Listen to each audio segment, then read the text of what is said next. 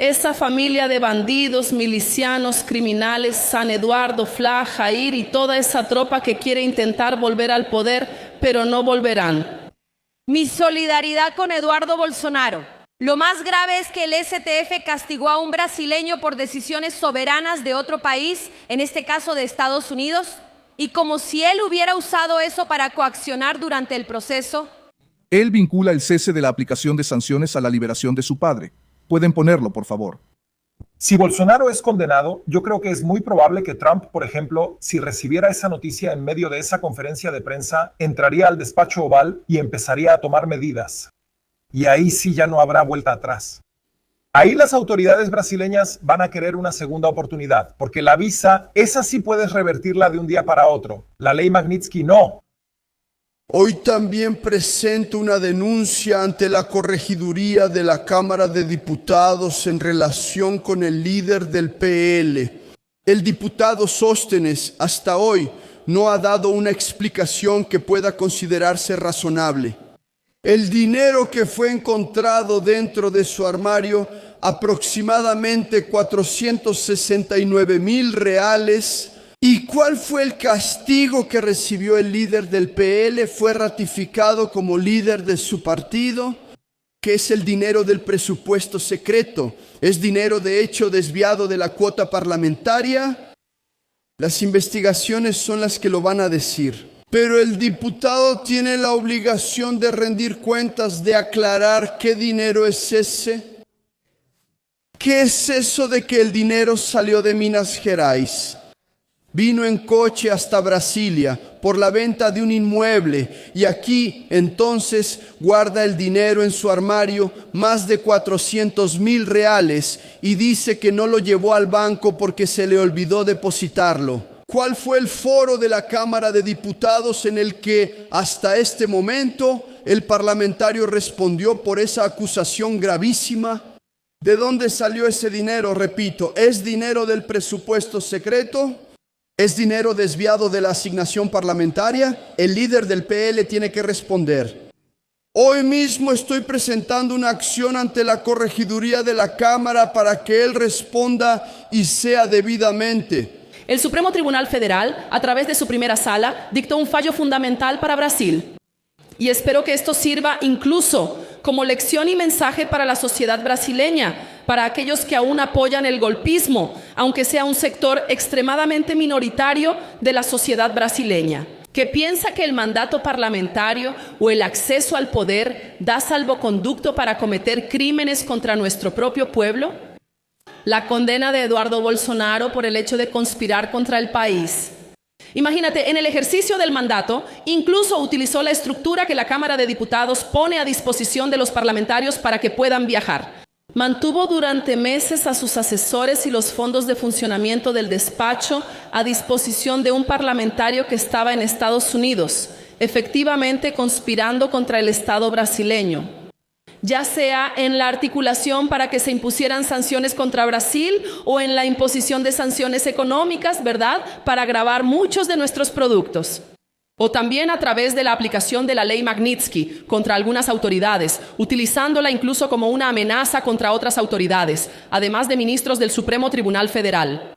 Además, claro, de la suspensión de visas y de hacer de Trump y los suyos los secuaces, como si fueran más un escudo para la articulación de la extrema derecha brasileña, que es lo que de hecho lamentablemente y efectivamente ellos son. Entonces esos son los bolsonaristas, esa es la extrema derecha en Brasil, que además de atentar contra nuestras libertades democráticas, que además de, cuando estaban en el gobierno, a través de Jair Bolsonaro, haber negado el derecho a la vacuna, haber puesto al pueblo en la fila para conseguir huesos.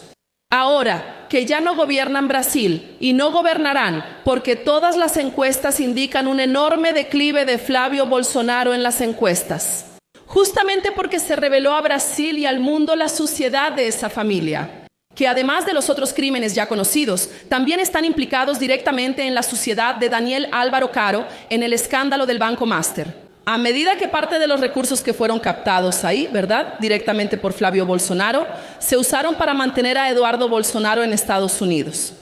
Eso porque ese aspecto ni siquiera está siendo juzgado todavía. Por ahora, son solo los crímenes de lesa patria, aquellos contra la soberanía nacional, la conspiración contra el pueblo brasileño. Todavía ni siquiera se ha llegado al involucramiento en ese escándalo de corrupción que retiró dinero, incluso de jubilados aquí del Distrito Federal, de Río de Janeiro, para financiar directamente un fondo administrado directamente por el abogado de Eduardo Bolsonaro, allá en Estados Unidos. Esa etapa de la investigación y del juicio aún no ha llegado, pero si depende de nosotras, llegará, porque seguiremos exigiendo y presentando peticiones juntas ante la Suprema Corte, el papel y la responsabilidad de esa familia que todavía conspira contra Brasil. Vean, ya aplicaron sanciones lamentablemente a Venezuela, a Cuba, amenazas sistemáticas a Colombia. Y ahora el propio brasileño, que se dice patriota, que se abraza a la bandera de Brasil, no solo en época de Copa del Mundo, sino todos los días, va allá para amenazar al propio país, para intentar quebrar nuestra economía, para junto con Trump operar contra nuestras autoridades, contra la política brasileña. Por eso, no solo en las urnas, ellos recibirán la lección que merecen, la negativa del pueblo brasileño de que retomen el poder. No solo en el poder judicial están siendo sancionados, sino que también serán sancionados por la historia. Porque los traidores de la patria, la gente que conspira contra su propio pueblo y contra su propio país, no tienen ese perdón. ¿Merecen ser arrojados al basurero de la historia? Eso es, si la denuncia recibida es verdadera, tiene que haber rendición de cuentas. Esa denuncia incluso señala que esa operación estaría ocurriendo en la oficina del vicepresidente de la Cámara de Diputados. Y un día fui invitado entonces a una reunión de trabajadoras de la Cámara de Diputados y ellas presentan un conjunto de reivindicaciones.